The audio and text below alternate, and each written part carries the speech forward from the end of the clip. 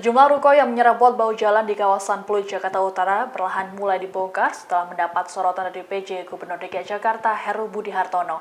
Meski begitu, masih ada beberapa ruko yang belum juga dibongkar oleh sang pemilik. Pemilik ruko diberi tenggat waktu selama 4 hari.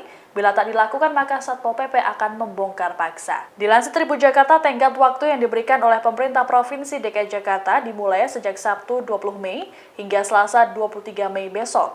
Namun dalam pantauan Satpol PP pada Senin 22 Mei, masih ada beberapa ruko yang belum mengalami perubahan signifikan.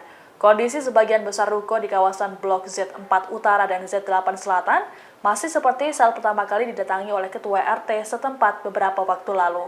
Ruko-ruko tersebut bahkan masih beroperasi seperti biasa hingga Senin sore. Tampak sejumlah mobil milik pelanggan juga terparkir di depan ruko. Namun untuk ruko yang dimiliki pria berinisial F yang sempat berdebat dengan Ketua RT sudah dibongkar. Kasatpol PP Jakarta Utara Muhammad Dong mengatakan bahwa pihaknya sudah memberikan tanda batas pembongkaran dengan menggunakan cat semprot. Muhammad Dong pun memberikan ultimatum terhadap para pemilik ruko agar segera membongkar ruko mereka. Apabila tak diindahkan, maka Satpol PP tidak segan untuk membongkar paksa. Untuk diketahui, ruko-ruko tersebut melanggar aturan lantaran bangunannya mencaplok bahu jalan serta menutup saluran air.